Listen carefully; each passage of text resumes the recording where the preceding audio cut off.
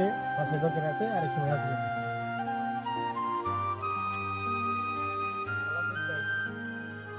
দোস্ত কিছু বললি? না দোষ কিছু বলিনি, কিছু বলবি তুই? না, বাসায় একা একা ভালো লাগতেছে না, তাই তোদের সাথে একটু আড্ডা দিতে আসলাম। না দোষ, আজকে এক জায়গায় ঘুরতে যাবো, কালকে আড্ডা করবো।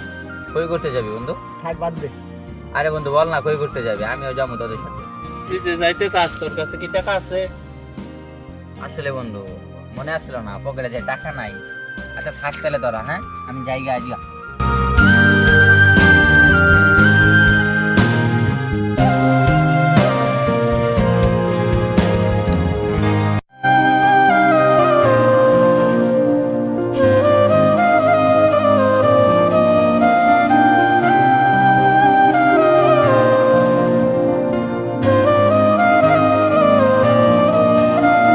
কিরে জনি, কি অবস্থা? ভালো আছিস? ভালো আছি, তোদের কি অবস্থা?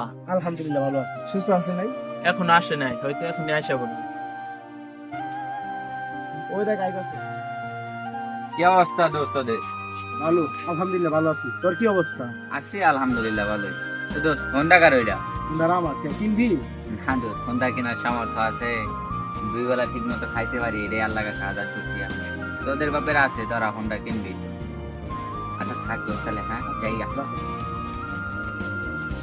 যেভাবে পোলাটার অপমান করা ঠিক হইল না। আরে বেটা তুই কি বুঝস? ওর লেভেল আর আঙ্গেল লেভেল চলে? আরে বেটা তুই একটু বেশি কথা বলিস।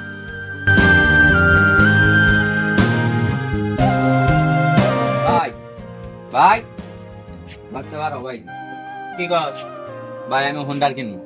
তুই কি কস? এত টাকা কই পাবো? ভাই আমি এত কিছু বুঝি না ভাই, আমার হোন্ডা লাগবো ভাই। ভাই এত পাগলামি করিস না। দেখ, এই দুই বেলা খাবার জুটে বেড়ে গেলে ওষুধের টাকা হয় না।